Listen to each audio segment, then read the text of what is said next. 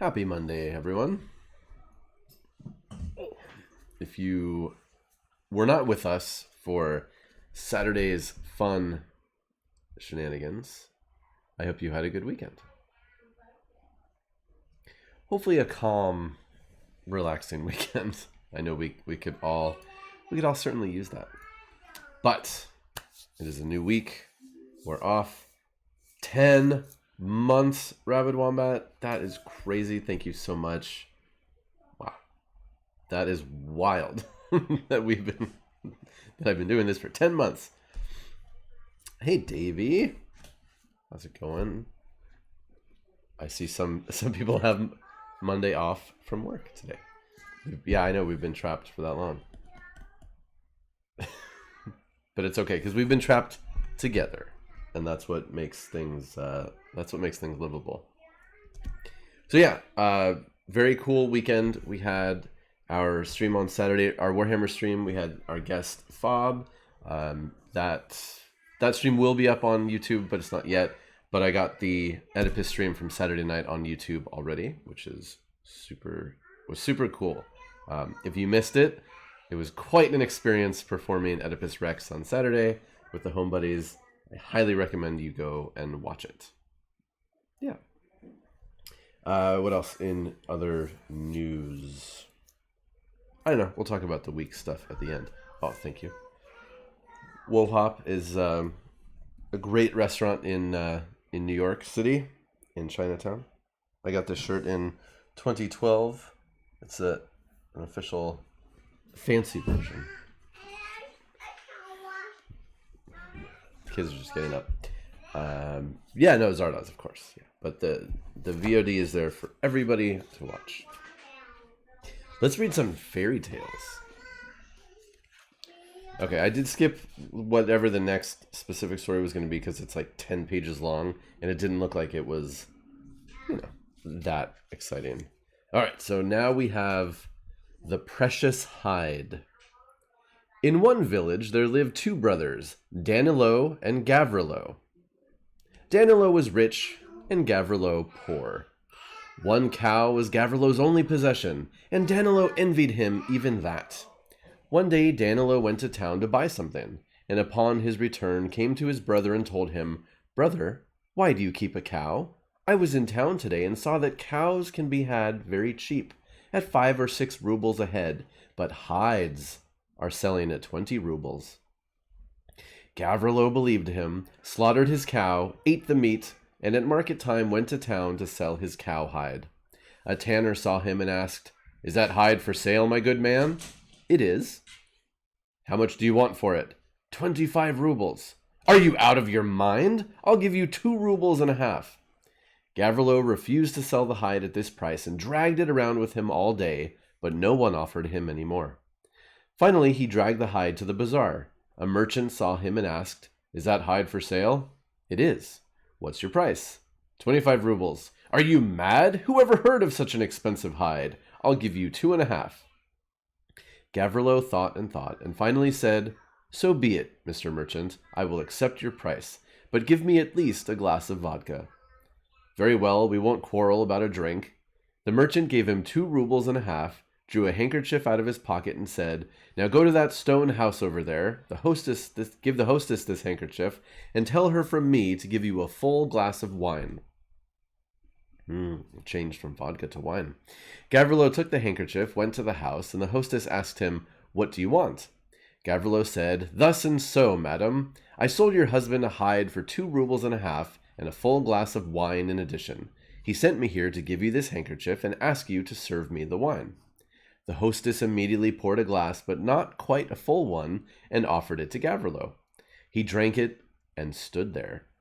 The hostess asked him, "Why are you still standing there?" Gavrilo answered, "Our agreement was for a full glass of wine." At that time, the merchant's wife had her lover in the house. The plot thickens. He heard Gavrilo's words and said, "Pour him some more, sweetheart." She poured him half a glass. Gavrilo drank it and still stood there.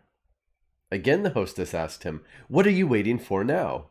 Gavrilo answered, "Our agreement was for a full glass, and you gave me half a glass." These stories do prove that poor, simple, and stupid are not always the same thing. Which, again, in some fairy tale worlds, poor people are depicted as being stupid, but not in these. The lover told her to serve him for a third time. Then the merchant's wife took the wine decanter, put the glass in Gavrilo's hand, and poured so much wine that it overflowed the rim. Gavrilo had no sooner drunk his wine than the merchant knocked at the door. The wife did not know where to hide her lover and began to cry, "Where shall I put you?" The lover ran back and forth in the room, and Gavrilo after him, crying, "And where shall I go?" The woman opened the trapdoor and pushed them both in. Okay, so they have a trapdoor now. The merchant came in, bringing guests with him. When they had drunk some liquor, they began to sing songs, and Gavrilo, sitting in the pit, said to his companion, "Do what you will, but this is my father's favorite song, and I shall sing it too." "For heaven's sakes, please don't sing. Here are 100 rubles for you, only keep quiet." Gavrilo took the money and kept quiet. After a short time, the merry band above them began another song. Gavrilo again said to his companion, "Do what you will, but this time I must join them. That is my mother's favorite song." "Please don't sing. Here are 200 rubles for you." This suited Gavrilo. He now had 300 rubles. He put the money in his pocket and kept quiet. Soon the guests began a third song. Gavrilo said, "This time give me 400 rubles, else I'll sing." The lover begged him not to, and said that he had no more money. The merchant's wife heard them wrangling in the cellar, opened the trapdoor, and whispered, "What is the matter?" Her lover asked her for 500 rubles. She quickly returned with the money, and Gavrilo took it and kept quiet. After a while, he noticed a pillow and a barrel of tar in the pit. He ordered his companion to undress. After the lover had undressed, Gavrilo smeared him with tar, then cut open the pillow and ordered him to roll in the feathers. After the man had rolled himself in the feathers, Gavrilo opened the trapdoor, sat himself astride his companion, and rode out crying, "The 9th devil is leaving this house!" The guests became frightened and rushed home, thinking that devils had come. After all of them were gone, the merchant's wife said to her husband, "I told you that strange things were going on here." The merchant foolishly believed her and sold his house for a song. Gavrilo came home and sent his eldest son to ask Danilo to come to him and help him count his money. But Danilo laughed in his nephew's face. "What is there to count?" he said. Can't your father count 2.5 rubles?" "Oh no, uncle. Father has brought home lots of money." Then Danilo's wife said, "Go there, at least to make fun of him." Danilo heeded his wife and went to his brothers. When Gavrilo poured out the pile of money before him, Danilo was surprised and asked, "Brother, where did you get so much money?" "What do you mean, where? I slaughtered my cow and sold its hide in town for 25 rubles. For this money I bought 5 cows, slaughtered them, and sold their hides at the same price, and so on." Upon hearing that his brother had made a fortune so easily, Danilo went home, slaughtered all his cattle, and began to wait for market day. And since it was summer, the flesh of the slaughtered animals rotted. When he brought his hides to town, no one wanted to give him more than 2.5 rubles for each. He was forced to sell them at a loss, and began to live more miserably than Gavrilo had ever lived. But Gavrilo became a sharp merchant and amassed a large fortune. The end.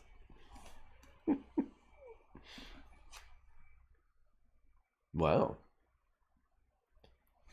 So that worked out well, for the smarter of the two brothers.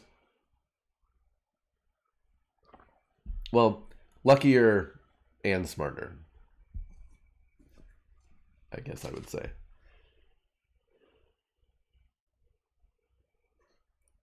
When he runs out riding on the tar and feather dude, he says the 9th devil. I wonder what that specifically refers to, being the 9th devil. So the moral of the story is sometimes it's better to be lucky than a jerk. Yeah, that seems appropriate. Yeah, the wine part is great.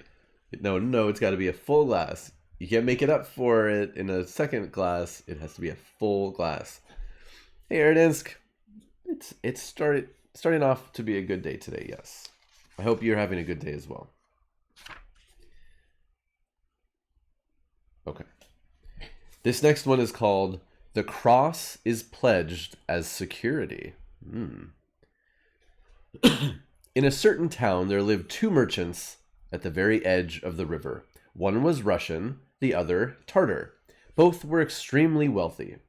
Now it came to pass that the Russian merchant went bankrupt as a result of some unfortunate dealings, and nothing was left of his wealth. All his possessions were seized. He was now in bad straits and as poor as a church mouse. He went to his friend the Tartar and asked him to lend him some money. The Tartar said, "Who will be your guarantor?" "Whom shall I name? I have no one left." "But wait a minute. Let the life-giving cross on the church be your security." "Very well, my friend," said the Tartar. "I will trust your cross. What you believe in is good enough for me." And he gave the Russian merchant 50,000 rubles. Wow. The Russian took the money and said farewell to the Tartar and began to trade in foreign lands. At the end of 2 years, he had earned 150,000 rubles with the original 50,000. Okay, now we're clearly dealing with successful businessmen. He happened to be sailing with his good friends on the Danube, or his goods on the Danube, from one town to another. Suddenly a storm came up and the ship seemed about to founder. The merchant then recalled that he had borrowed money against the security of the life-giving cross and had not paid his debt. He decided that this was the reason for the storm. He had no sooner come to this conclusion than the storm began to subside.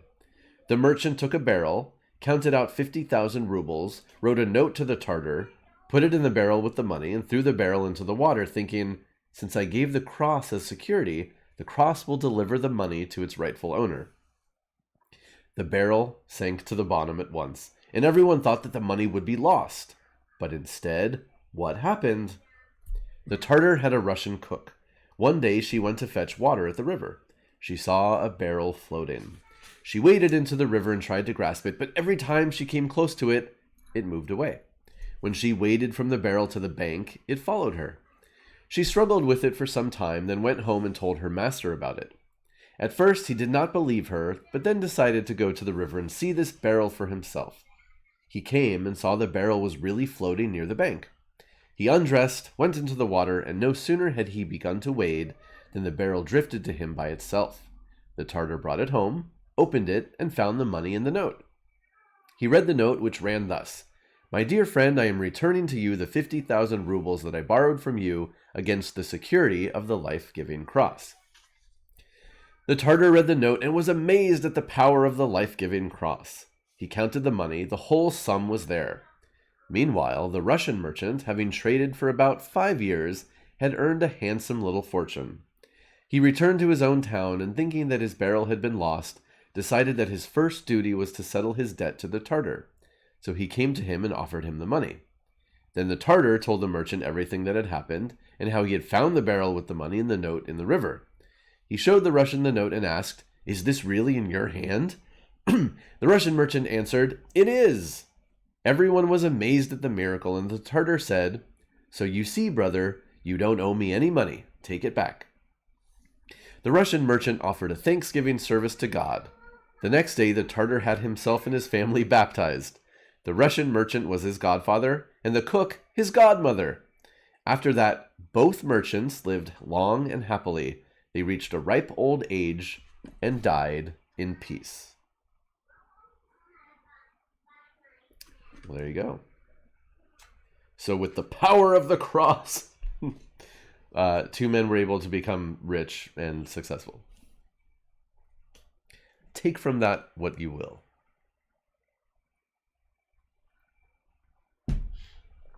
It is. It's surprisingly, it's a happy ending for everyone in that one. Interesting that the Russian, he puts the money in the barrel and throws it overboard, but then later doesn't believe that it would have actually made it to the person, which is a reasonable thing to be concerned about. Also interesting that they're businessmen, but the money he's repaying doesn't have any interest on it, that he just returns the original $50,000 loan. But what are you going to do?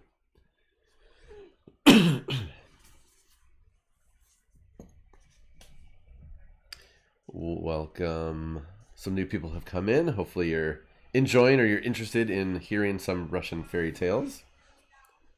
Yes, peaceful death. That is a good thing to wish for. Okay, we've got, let's see what's next. This one's a short one. The Daydreamer. A poor peasant walking in a field saw a hare under a bush and was overjoyed. He said, "Now I'm in luck. I will catch this hare, kill him with a whip, and sell him for 12 kopecks. For that money I will buy a sow, and she will bring me 12 piglets. The piglets will grow up and each bring 12 piglets. I will slaughter them all and have a barrel... No, I'm sorry. I will slaughter them all and have a barn full of meat. I will sell the meat, and with the money will set up housekeeping and get married. My wife will bear me 2 sons, Vaska and Vanka. The children will plow the field, and I will sit by the window and give orders. 'Hey, you boys!' I will cry. 'Vaska and Vanka, don't overwork your laborers. Apparently you yourselves have never known poverty.' And the peasant shouted these words so loudly that the hare was startled and ran away. And his house with all his riches, and his wife and his children were lost." The end. That one is clearly a don't count your chickens before they're hatched sort of story. Oh, you bring up a very, very good point about Christians and charging interests. Yes. That is a very good point. And so much in this world has come from that prescription and what it meant to other people. Yeah, counting your pigs before they're born and yelling at your children. He was so into that fantasy that he just had to yell at his children. I know the feeling of having to of thinking about yelling at your children. I had a dream the other night that Benjamin was doing something inappropriate, and even in my dream. Yeah. Okay, here we go. This next one is The Taming of the Shrew. And we've got some cool names in this one. Martinko was lonely. He decided to get married and went to propose to the priest's daughter, Ustinia. The priest told him, Martinko, I would gladly give her to you, but how will you live with her? She is so capricious. Martinko answered him, Father, I am alone. With her there will be 2 of us, but there will be no one to be angry at and no one to quarrel with. The priest agreed to give Ustinia to Martinko, and they were married. Martinko took his wife to his house. She asked, When you get angry, what do you do? He said, When I am angry, I get drunk on water. Then he asked Ustinia, And you, Ustinia, what do you do when you get angry? These are good things to ask before you get married, just FYI. When I am angry, I sit on the stove with my face to the corner and put the front of my headband to the back. Next morning, our Martinko took his piebald horse to plow for the spring sowing. Ustinia made curd cakes and brought them to her husband, crying, Peasant, come and eat! He pretended not to hear her and went on plowing. Ustinia grew angry, went home, ate her cakes, and sat on the stove, turning her face to the corner. When Martinko came home, he drank 2 jugs of water, took a lamb and tore it asunder, started to climb up to his wife on the stove, fell down, rolled on the floor as far as the door, and began to snore. His wife quietly got down from the stove, did not dare open the door, got wood through the window, made a fire in the stove, and cooked dinner for Martinko. He awoke, she served him his dinner, and asked him to take her to visit her father. Martinko harnessed his piebald mare to the sledge, although it was spring, and they set out. On the way, their mare refused to pull, so Martinko cut off her head and harnessed his Ustinia to the sledge. He drove to his father-in-law's house. The priest's wife and her daughters saw that Ustinia was dragging Martinko. They rushed out to meet the 2. Some of them pulled the shafts and some the ropes to help Ustinia. and the priest thanked Martinko for having given a lesson to all shrews. They came to a priest's house. Ustinia asked her family to keep water out of sight and to serve only wine and beer, saying that when Martinko drank water, he was terribly angry. The next day, a cook left a pail of water in the entrance hall. Martinko drank some water, became as foolish as a drunken man, and ordered Ustinia to harness herself to the sledge. She trembled and begged her father to give them his chestnut horse. The priest made them a gift of the horse. Martinko and Ustinia drove home, and to this day they are still living and chewing bread. And Ustinia is a most obedient wife. The end.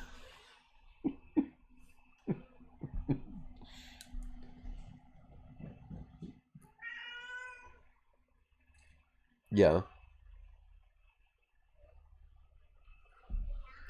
The third child, the cat, is on a rampage. Wow, there's a lot to unpack in that one.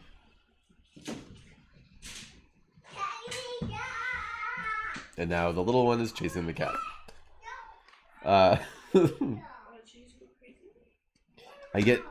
So he gets drunk on water. It's almost like a Japanese horror movie, right? When Ustinia gets angry, she climbs up onto the stove, faces the corner, and puts her headband on backwards. So it's like you're looking at a creepy person in the corner. And then they drive that poor horse, and when it stops working, they just cut off its head. The sudden extreme violence is definitely noteworthy in that story. Good old Martinko and Ustinia. And the taming was just that they forced a bunch of ladies to pull a sled for them. All right.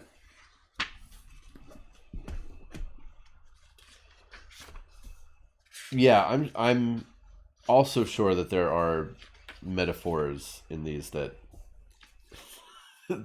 we're just missing, unfortunately.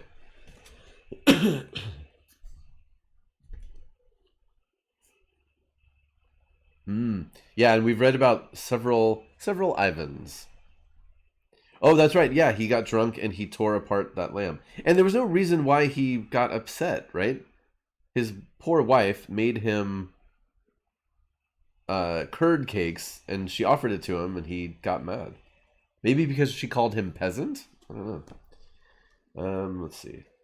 Yeah, the index isn't great, but I can look. Let's see, look up devil. It just lists out where devils appear in the book. And also evil spirits. More devils than evil spirits, specifically. Ooh, it says dead bodies. C, corpses. Okay. Well, I mean, I don't know. If the shoe fits, right? If you're a peasant, then... But yeah. Maybe it's not a nice thing to say. Hey, Tiny Chris. Welcome. Okay, the next one is Quarrelsome Demian. Once there was a peasant who liked to pick a fight. Oh, this one is definitely going to be good. He invited another peasant to his house, told his wife to set the table, and asked his guest to sit down. The guest said politely, "You shouldn't have gone to so much trouble, Demian Ilyich." Demian Ilyich slapped him in the face and said, "Always obey the master when you're in someone else's house." The guest sat down. The host offered him food, and he ate. The host began to cut numberless slices of bread. The guest said, "Why do you cut so much bread, Demian Ilyich?"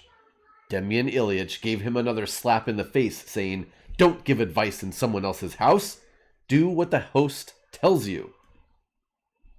The guest became unhappy, and when offered food, did not eat it, thus disobeying Demian, who kept beating him and saying, "In someone else's house, obey the master." At that moment, another fellow, shabbily dressed but lively and robust, opened the gate, and without being invited, rode into the yard. Demian went out on the front porch and saluted him. "Welcome, welcome." for he wanted to thrash this guest too. The fellow was not backward. He removed his hat and said, "Forgive me, Demyan Ilyich, for having come without first asking permission." "Never mind, you are welcome. Please come in." The fellow came in. There's gardening happening outside. Hopefully it does not get too loud. The host bade him sit down at table and ordered his wife to serve the dishes and bring bread. The fellow ate and ate without contradicting his host. No matter how Demyan tried to provoke his guest, he could not find a pretext for striking him. Oh, darn. Finally, he resorted to tricks. He brought out his very best clothes and said to the stranger, "Take off what you're wearing, put this on." He thought to himself, "He will refuse out of politeness, and then I will thrash him." But the fellow did not refuse. He put on the clothes that his host gave him. Demyan offered him this and that. Still, the fellow did not quarrel. Demyan brought out a good horse, saddled it with his best saddle, put on a good bridle, and said to his guest, "Take my horse. Yours is a poor jade," thinking to himself that the man would surely refuse. But the fellow mounted the horse. Demyan told him to ride forth. He silently urged on the horse, went out of the yard, and said, "Farewell, Demyan. The devil didn't send me. I came here of my own accord." And he was never heard of again. Demyan followed him with his eyes, clapped his hands, and said, "Well, at least I've found my equal. Not he, but I was fooled. I wanted to thrash him, and instead I lost my horse." And his horse with its trappings was worth perhaps as much as 150 rubles. The end.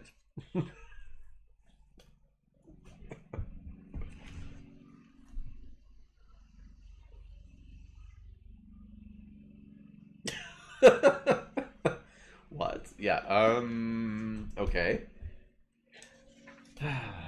So he's quarrelsome. He beats up on the first fellow. The second one comes in, tries to pick a fight, but the guy won't do anything wrong. He takes it to such an extreme, saying, "Well, I'm going to offer you all this stuff. Surely he's not going to take everything I offer." But he does, and walks out with his best horse.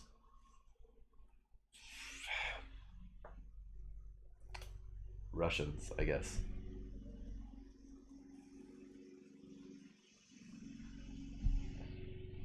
Or I guess be an asshole, but don't have such a strict code about it. Maybe is another way to look at it.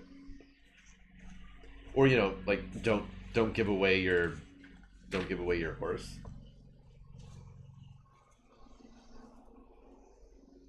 I like that. Yeah. Where's the fine print that says, "If any of these stories make sense, please write us and explain it."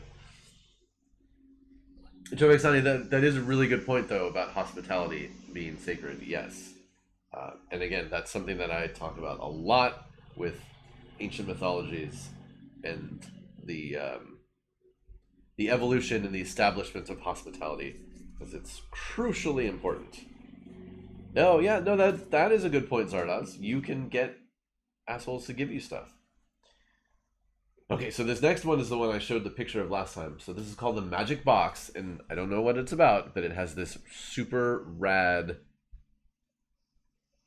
picture. So we'll see if that even applies to this story or if it's just some random thing in the house. Yeah, this dude is cool. Hopefully there's something about it. We'll see. That's a little long. All right. Someone's gonna get murdered. Probably. There's lots of murder happening. People are just jerks sometimes. That is for sure. But yes, to answer the question, so there is construction happening next door. It's been quiet today. It's quiet the last couple of days. They did. Was it Saturday? I think Saturday morning was the last time they had the jackhammer going, thankfully. But it'll be interesting to see how that proceeds over the next couple months. On the property, they demolished a garage, and now they're building a small house where that garage was. So they dug up the ground, they laid the trench work for the foundation. So I assume the next couple parts are going to be not too loud, but then when they start framing, it'll get loud again. And yeah, they had to dig up the whole front part to do the plumbing. So we'll see how it goes. Okay, the magic box. An old couple had a son. When he grew up, his father did not know what trade to teach him, but finally decided to apprentice him to a master who made all kinds of objects. He went to town and agreed with the master that the boy should be his apprentice for 3 years and come home only once during that time. Then he brought his son to the master. The young fellow lived with him for 1 year, then for another. Soon he learned how to make precious things and surpassed his master. Once he made a clock worth about 500 rubles and sent it to his father. Perhaps he can sell it, he said, and ease his misery. Well, that's nice. But the father would not even think of selling it. He could not feast his eyes enough on that clock because his son had made it. Finally, the day came for the young fellow's visit to his parents. His master was a magician and... I see trouble ahead. His master was a magician and said, "Go, I give you 3 hours and 3 minutes. If you fail to return on time, you will die." The son thought, "How will I travel so many versts to my father?" Answering his thoughts, the master said, "Take this carriage. As soon as you sit down in it, blink your eyes." Our fellow did this, and no sooner did he blink his eyes than he found himself at his father's house. He stepped down from the carriage and came into the room, but no one was there.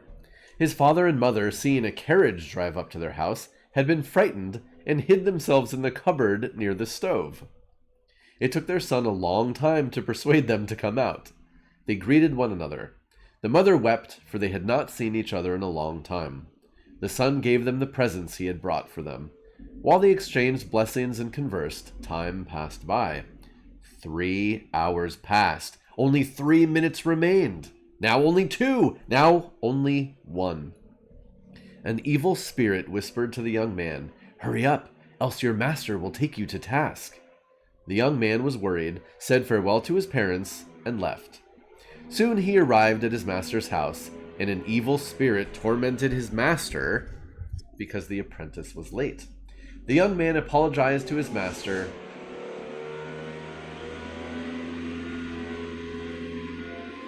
I'll give that 1 second. Oh yeah, Arnold with the sword. That was a good one. I did see some analysis that Arnold wasn't completely...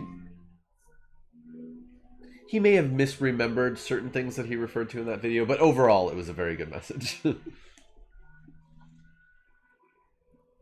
Okay, I think they're moving away. Okay, so the young man said farewell to his parents and left.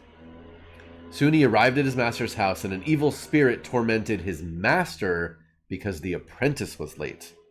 The young man apologized to his master, fell at his feet, and said, "Forgive me for being late. I'll never do it again."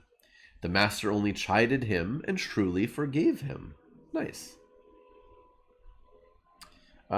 Keen, I have not tried Discord's noise canceling things. That's something I will definitely look into.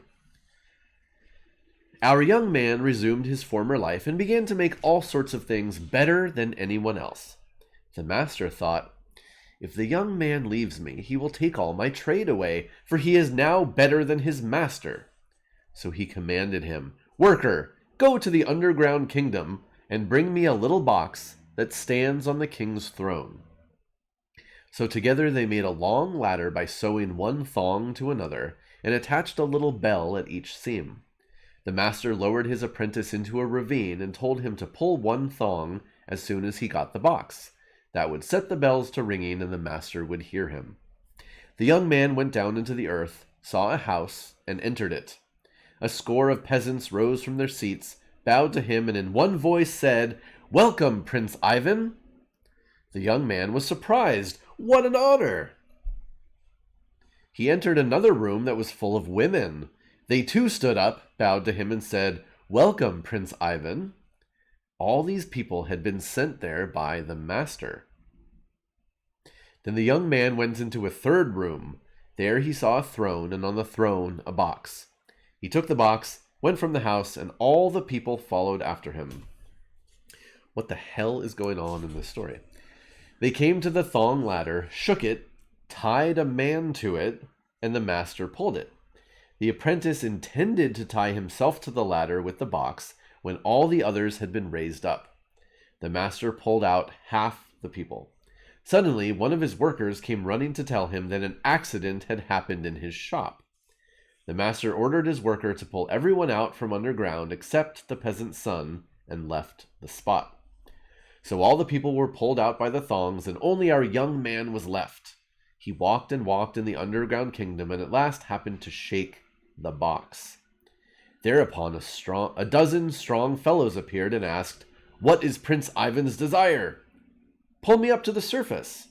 The men seized him and lifted him out. He did not go to his master, but to his father. Meanwhile, the master remembered the box, ran to the ravine and shook the ladder. But his apprentice was gone. The master thought, "Apparently he has gone off somewhere. I must send someone for him." After some time, the peasant's son chose a fertile spot, tossed the box from hand to hand, and suddenly 24 strong fellows appeared. "What is your desire, Prince Ivan?" "Build a kingdom on this spot, and let it be better than all other kingdoms." In no time, the kingdom was there. Our young man established himself there, married, and began to live gloriously. In his kingdom there was a little fellow, quite insignificant, whose mother often came to Prince Ivan begging for alms. Her son said to her, "Mother, steal the little box from our king." One day Prince Ivan was not at home. His wife gave the old woman alms and left the room. The old woman snatched the box, put it in a bag, and brought it to her son. He tossed the box from hand to hand, and the same strong fellows jumped out. He ordered them to cast Prince Ivan into a deep ditch where only cattle carcasses were thrown, and disposed of his wife and parents. He made them lackeys or banished them somewhere. He himself became king. And so the peasant's son sat in the ditch a whole day, then a second, then a third. How could he get out? He saw a huge bird dragging a carcass. Just then a dead animal was thrown into the ditch, so he tied himself to it. The bird swooped down, snatched the carcass, carried it out, and perched on a pine tree. Prince Ivan dangled there, for he could not untie himself. A huntsman appeared, took aim, and shot. The bird took wing and flew away, dropping the dead cow from its claws. The cow fell, and Prince Ivan fell with it. He untied himself and walked down the road, wondering how to recover his kingdom. He felt in his pocket. There was the key out of the box. He tossed it, and 2 strong men jumped out. "What is your desire, Prince Ivan?" "You see, brothers, I am in trouble." "We know it, and it is lucky that we 2 remained with the key." "Couldn't you bring me the box, brothers?" Prince Ivan had no sooner said this than the 2 men brought him the box. When he beheld it, he took heart, ordered the beggar woman and her son to be put to death, and became king as before. The end.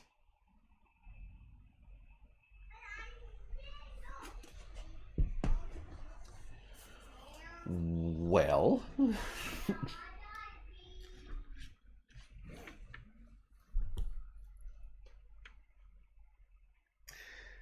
the master was a magician. He's got a magic carriage. He has access to this weird underground kingdom.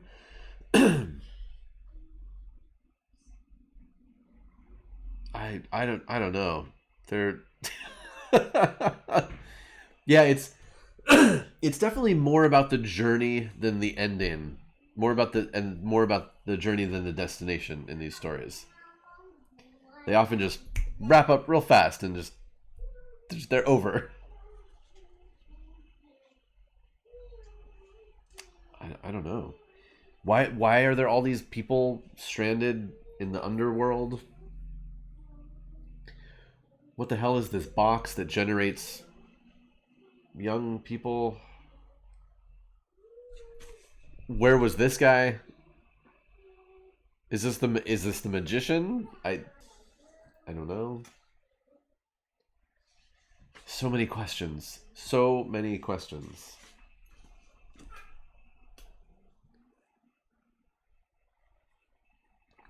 Yeah, don't half-ass it when you're maybe the evil spirit, that could be. Yeah, we don't get a lot of descriptions of people. All right. Well, we're gonna forge ahead. One day, maybe I'll do some research and or find a Russian fairy tale expert to talk to. That'd be cool. Right. I mean, Eridan's. Yeah, there's so many there's so many questions we can ask about these stories. I don't know. And there are all the ladies down there, and who knows? Who knows? Okay, this next story is called Buktan Buktanovich. A fine name if I've ever heard one. In a certain kingdom in a certain land there lived one Buktan Buktanovich, who had a stove built on pillars in the middle of a field. He lay on the stove in cockroach milk up to his elbows. A fox came to him and said, Buktan Buktanovich, would you like me to marry you to the Tsar's daughter? What's that you're saying, little fox? Do you have any money? I have 5 kopeck piece. I have 1 5-kopeck piece. Hand it over. The fox took the coin, exchanged it for smaller coins, kopecks, pennies, and half-pennies, went to the Tsar and said, Tsar, give me a quart measure to measure Buktan Buktanovich's money. The Tsar said, take one. The fox took it home, stuck 1 kopeck behind the hoop around the measure, brought it back to the Tsar and said, Tsar, a quart measure is not big enough.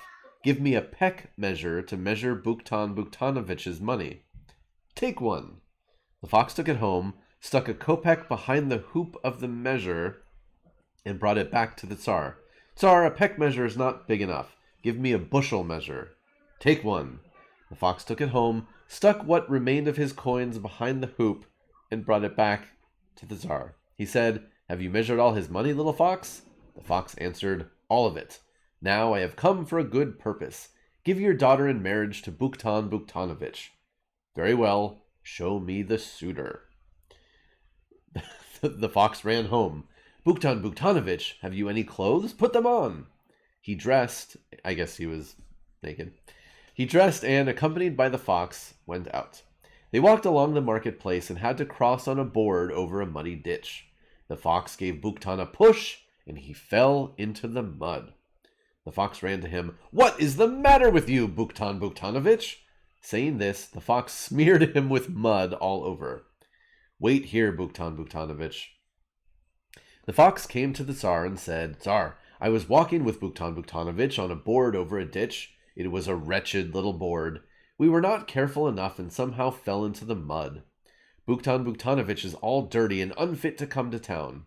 Have you some clothes you could lend him? Here, take these. The fox took the clothes and came to Buktan Buktanovich. Here, change your clothes, Buktan, and let us go. They came to the Tsar. In the Tsar's palace the table was already set. Buktan did not look at anything except himself. He had never seen such clothes in his life. The Tsar winked to the fox. Little fox, why does this Buktan Buktanovich look only at himself? I think he is ashamed to be wearing such clothes. Never in his life has he worn such mean garments. Give him the garment that you yourself wear on Easter Sunday. And to Buktan the fox whispered, Don't look at yourself. Buktan Buktanovich stared at a chair. It was a gilded one. The Tsar again whispered to the fox, Little fox, why does Buktan Buktanovich look only at that chair? In his house, such chairs stand only in the bathhouse. The Tsar flung the chair out of the room. The fox whispered to Buktan, Do not look at one thing. Look there a bit and here a bit. They began to talk about the purpose of their visit, the match, and then they celebrated the wedding. Does a wedding take long in a Tsar's palace? There no beer need be brewed, no wine distilled. Everything is ready. 3 ships were loaded for Buktan Buktanovich, and they traveled homeward. Buktan Buktanovich and his wife were on one of the ships, and the fox ran along the shore. Buktan saw his stove and cried, little fox, there is my stove." "Be quiet, Buktan Buktanovich. That stove is a disgrace." Buktan Buktanovich sailed on, and the fox ran ahead of him on the shore. He came to a hill and climbed it. On the hill stood a huge stone house, and around it was an enormous kingdom. The fox went into the house and at first saw no one. Then he ran into a chamber, and there in the best bed, lay Dragon, son of the dragon, stretching himself. Okay, Dragon, son of the dragon. Raven, son of the raven, was perched on the chimney, and Cat, son of the cat, sat on a throne. The fox said, "Why are you sitting here? The Tsar is coming with fire and the Tsarina with lightning. They will scorch and burn you." "Little fox, whither shall we go?" "Cat, son of the cat, go into the barrel." And the fox sealed him up in the barrel. "Raven, son of the raven, go into the mortar." And the fox sealed him up in the mortar. Then he wrapped Dragon, son of the dragon, in straw and took him out into the street. The ships arrived. The fox ordered all the beasts to be thrown into the water. The Cossacks threw them in at once. Buktan Buktanovich moved all his possessions into that house. There he lived happily and prospered, ruled and governed, and there he ended his life. The end.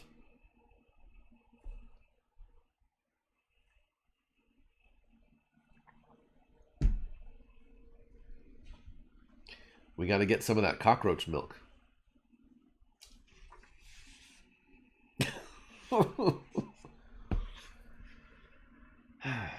All right. We have a wily fox. That's certainly something we see in lots of fairy tales. Foxes are clever. Kind of an anti-animal farm. That's good. The fox is smart and wants to see Buktan succeed, which is cool. Usually the animals are tricking people and screwing them over. So that's something positive. He goes along with all of the plots sort of without knowing what's happening.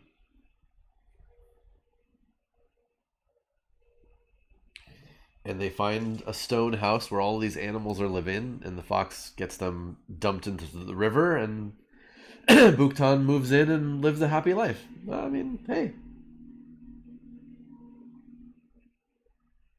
At least it's a happy ending, right? There's that. All right, I know you were missing it. Now we've got some cock. Specifically, the fox and the woodcock. This one's a super short one. A fox was running in the woods. She saw a woodcock on a tree and said to him, "Terenti, Terenti, I've been to town." "Boo, boo, boo, boo, boo, boo, if you've been, you've been." "Terenti, Terenti, I learned about a new law." "Boo, boo, boo, boo, boo, boo, if you've learned, you've learned. A law forbidding you woodcocks to perch on trees and ordering you always to walk in the green meadows." "Boo, boo, boo, boo, boo, boo, to walk is to walk." "Terenti, who is coming over there?" asked the fox, hearing the trampling of horses' feet and the barking of dogs. "A peasant." "Who is running after him?" "A colt." "And how does he hold his tail?" "It's twisted to one side." "Now farewell, Terenti. I have urgent business at home." The end.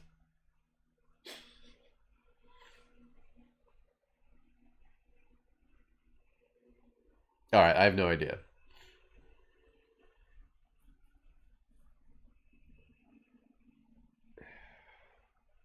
The fox tries to trick the woodcock into getting off the tree.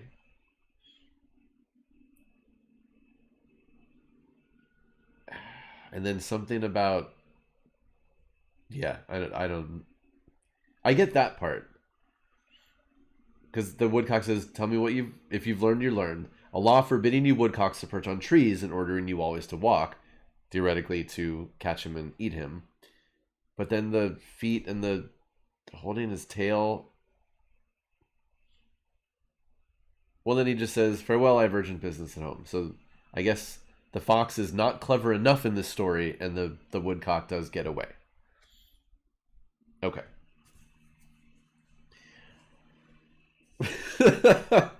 There it is. You're getting good at guessing where these are going to end. I mean, sometimes we're surprised, but oftentimes it's just like, what's just a random event that will end this story? All right, more foxes. The fox and the crane. The fox and the crane used to be good friends. They even stood godparents for the same child. The fox wanted to treat the crane to dinner and invited him to her house. "Come to me, gossip. Come, my dear, you'll see how nicely I'll entertain you." So the crane came to her house. Meantime, the fox had cooked gruel and spread it over a dish. She served it and urged her guest, "Eat, my darling, I cooked it myself." The crane pecked with his bill, knocked and knocked at the dish, but nothing got into his mouth, while the fox lapped and lapped the gruel until she had eaten it all. After the gruel was gone, the fox said, "I'm sorry, dear friend, but that's all I have to offer you." "Thank you, my friend, for what you have given me. You must come to visit me soon." The next day the fox came to the crane's house. The crane had made a soup and put it in a pitcher with a narrow neck. She placed it on the table and said, "Eat, my friend, that's all I have to offer you." The fox began to trot around the pitcher. She approached it from one side, then from another. She licked it and smelled it, but all to no avail. Her snout could not get into the pitcher. Meanwhile, the crane sucked and sucked until he had drunk all the soup. "I am sorry, my friend, that's all I have to offer you." The fox was greatly vexed, for she had thought she would eat for a whole week, and now she had to go home with a long face and an empty stomach. It was tit for tat, and from that moment on, the friendship between the fox and the crane was over. The end.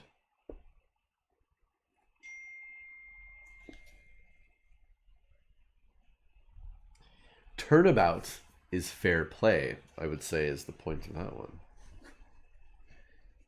Beat it, fox.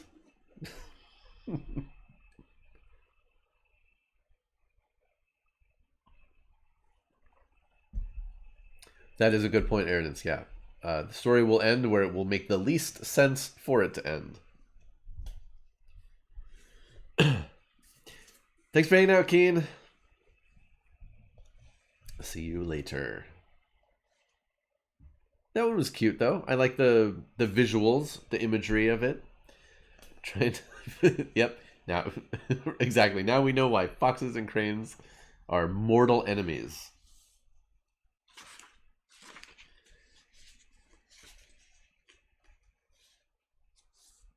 Okay, now we have the Two Rivers. Another short one. For a long time, the Volga River and the Vazuza River disputed as to which of them was the cleverer, stronger, and deserving of the greater honors. They argued and argued it, and neither would give in to the other. Finally, they decided to settle the matter in this way. "Let us lie down to sleep," they said, "and whichever of us wakes up and reaches the Kvalinsky Sea first will be considered the cleverer, stronger, and deserving of the greater honors."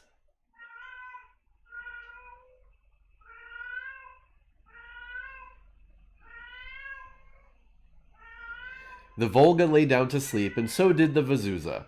In the middle of the night, the Vazuza rose quietly, ran away from the Volga, chose a short, straight road to the sea, and started flowing. The Volga, upon awakening, flowed neither too slowly nor too fast, but just as a river should flow. At Zubtsov, she overtook the Vazuza with such force that the Vazuza was frightened by her younger sister and begged her, the Volga, to take her, the Vazuza, in her arms and carry her to the sea. Nevertheless, it is still the Vazuza that wakes first in the spring and rouses the Volga from her long winter sleep. The end.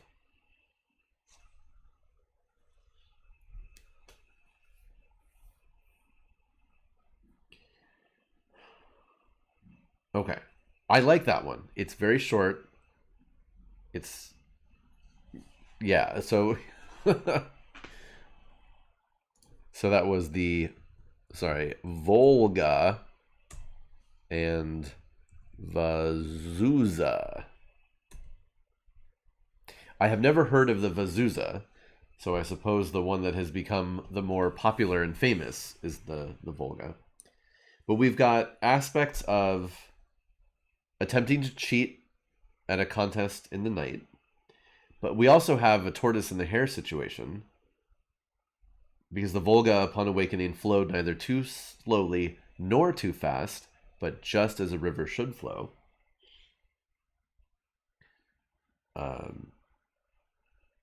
Yeah, okay. All right. And then apparently there's some element here that to this day, the Vazuza, I guess, thaws first in the spring before the Volga. All right. I mean, I guess I could look it up and see where these things are. that could be good. The Vazuza River. I guess I'm assuming that the Vazuza flows into the Volga, which then flows into the ocean. Vazuza River. The Vazuza is a river in Novodoginsky and Sikyovsky districts of Smolensk Oblast and Zubtovsky district of Tver Oblast, Russia, a right tributary of the Volga. It is 162 kilometers long, and its drainage basin covers 7,120 square kilometers. The lower part of the river has been transformed into Vazuza Reservoir. All right, there you go. Mouth Volga River. Okay. Cool. Well, we learned something about Russian rivers. Let's see the next one. Let's see how long this is. All right. Last one for today, we'll read The Poor Wretch. I'm sure this will be... I'm sure this one will have a happy ending. Once there was a peasant named Nesturka who had 6 children but no land. He had nothing with which to support himself and his family, and he was afraid to steal. Okay. One day he harnessed his cart, took his children, and went out into the world. On the road he looked back and saw, lying in the dirt, a little old man who had no feet. This little old man begged him, "Please take me with you." "How can I, little father?" said Nesturka. "I have 6 children, and my horse is a wretched nag." Again the footless man said, "Please take me." Nesturka took the poor wretch, seated him in the cart, and drove on. The poor wretch said to him, "Let us cast lots to see which of us is to be the elder brother." They cast lots, and it fell to the poor wretch to be the elder brother. They came to a village. The poor wretch said, "Now go and ask if we can spend the night in that house." Nesturka began to beg for shelter. An old woman came out of the house and answered him, "We have no place for you. Even without you we are crowded." Nesturka returned to the cripple and said, "They won't let us in there." But the cripple sent him back again, telling him to insist. Nesturka went and obtained permission to spend the night. He drove into the yard, carried his children into the house, and carried in the cripple also. The mistress of the house ordered him to put the children under the bench and the footless man on the shelf above the stove. He did as the woman bade him. "Where is your husband?" the cripple asked the hostess. "He has gone out stealing and has taken my 2 sons with him," she said. After a while the husband returned. He brought 12 carts laden with silver into the yard, put the horses in the stable, and came into the house. He saw the poor people and began to shout at his wife, "What kind of people have you let in?" "They are beggars who have no place to spend the night. It was quite unnecessary to let them in here. They could have spent the night in the street." Then the husband, the wife, and their 2 sons sat down to dinner and did not invite the poor people to share. The cripple drew half a holy wafer from his bag, ate of it himself, and gave a bit of it to Nesturka and his children. All ate their fill. The host was amazed. "How can this be?" he said. "The 4 of us have eaten a whole loaf of bread, and we are still hungry, and the 8 of you have been sated with half a wafer." When their hosts fell asleep, the cripple sent Nestorka out into the yard to see what was going on there. Nestorka went out and found all the horses were eating oats. The cripple sent him out again, saying, "Go and have another look." He went out and saw that all the horses had their yokes on. The cripple sent Nestorka for the 3rd time. He went out again and saw that all the horses were harnessed. He returned to the house and said, "All the horses are harnessed." "Well," said the cripple, "now carry out your children and myself, and we'll leave." They sat on their cart and left the yard, and the robbers' 12 horses followed them with the carts. They drove and drove. Then the cripple ordered Nestorka to return to the house where they had spent the night and bring him his mittens. "I forgot them on the shelf," he explained. Nestorka went back, but there was no house. It was as though the building had dropped down through the earth. Only the mittens remained by the chimney. He took the mittens, returned to the cripple, and told him that the whole house had fallen through the ground. "That is the Lord's punishment for stealing. Take these 12 carts for yourself, with everything in them," said the cripple, and vanished from sight. Nestorka returned home, found the carts laden with silver, and began to prosper. His wife said to him, "Why do you keep your horses idle? Take them to serve as carriers." He made ready and went to the town. On the way he met a maiden whom he had never seen before. "These horses are not yours," she said. "That's true," said Nestorka. "Since you have recognized them, take them, and God be with you." The maiden took the 12 horses, and the peasant returned home. The next day the same maiden came to his window and said, "Here, take your horses. I was only joking, yet you gave them to me." Nestorka took the horses, and lo and behold, the carts were laden with even more silver and gold than before. The end.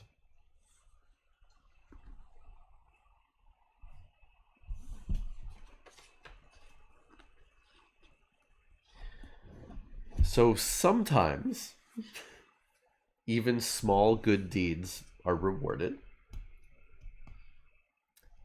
even if you're forced and cajoled into doing them. But yes, yeah, be nice and you will be rewarded. And tell the truth, which is a good one to input. Oh, and we have those. Those are cute.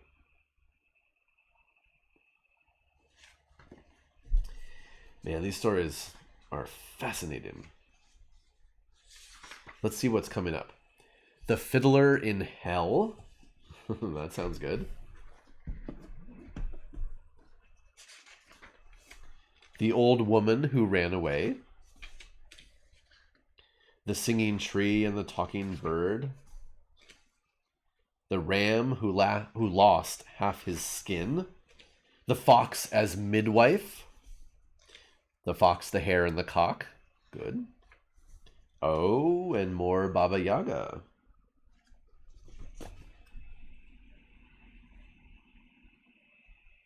And something is written in this book, but I can't tell what it says. Anyone? Weird. Cool. I hope you're enjoying these as much as I am. This book is massive, so at some point I'll probably skip through and look for good ones, and eventually we'll move on to something else. But oh dang, look at that.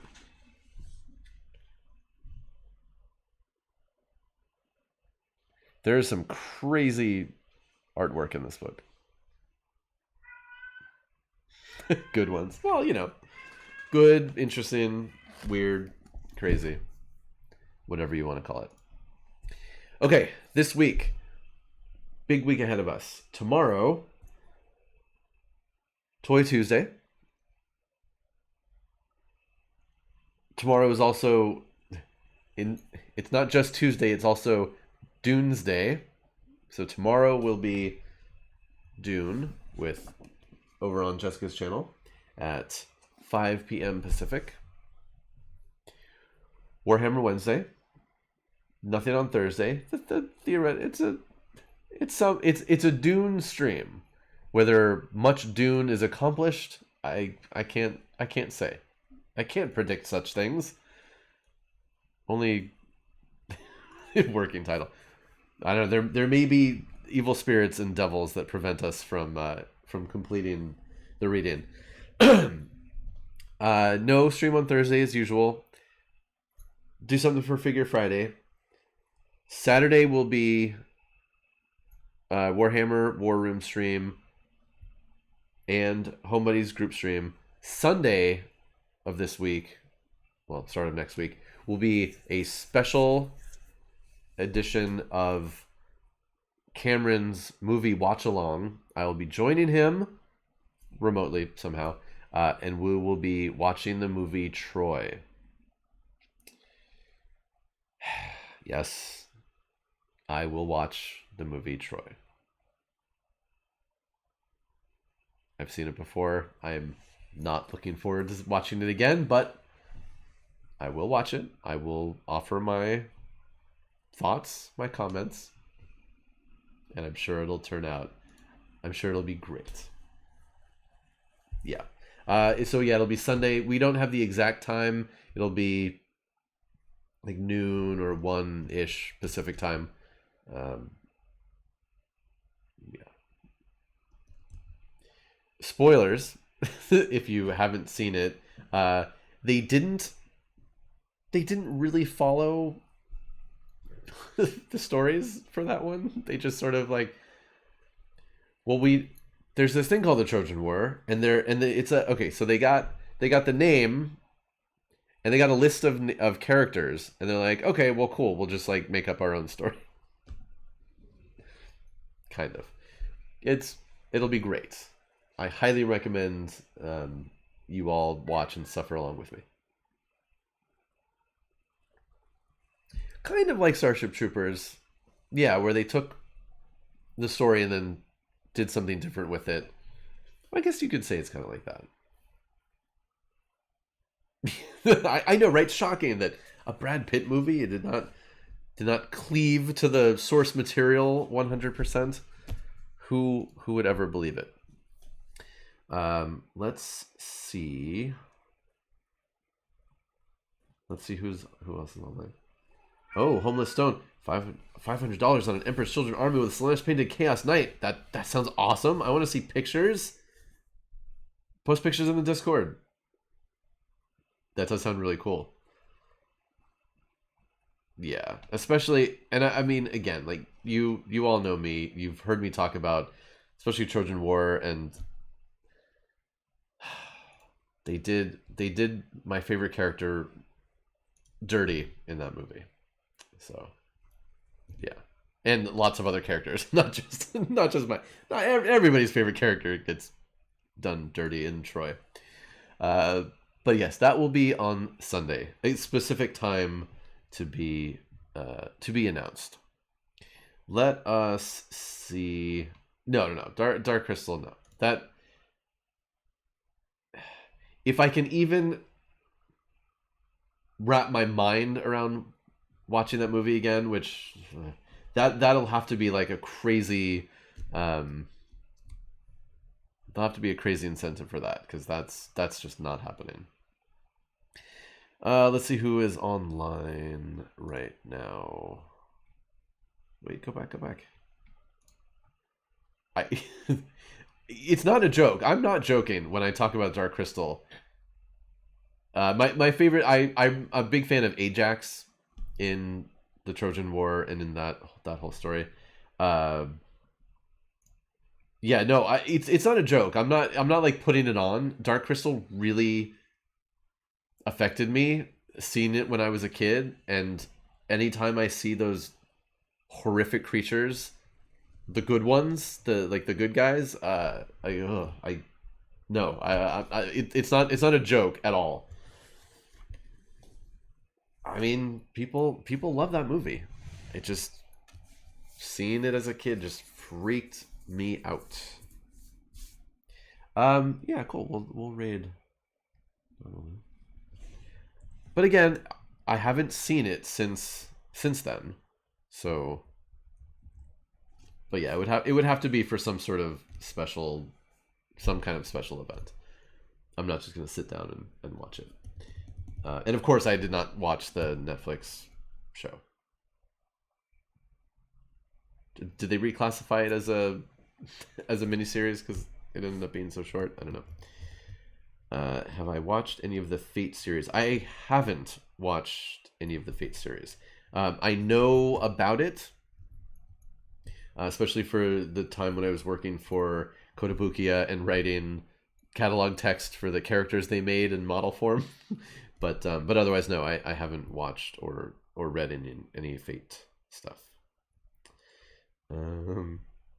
Cool. Yeah, we will raid Nabalu. A very cool artist. This channel has follower subscriber only chat. Okay, that's fine. All right. Thank you all for hanging out with me, for reading Russian folk fairy tales. Again, I love this stuff. We'll talk about other mythologies eventually, but this is a nice. I guess I would call this like an easy stream. I don't have to prep for it. I just pick up the book and read some crazy tales, and we see what we can figure out about them. Have a great week, everybody. Be safe. This week is going to be an interesting one for us Americans and anyone else who's watching the news. Hopefully everything turns out fine this week. And let's have a good one, everybody. All right, go say hi to Nabilu. Bye.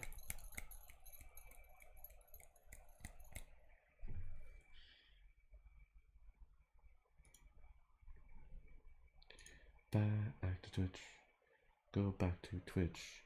Go back to Twitch.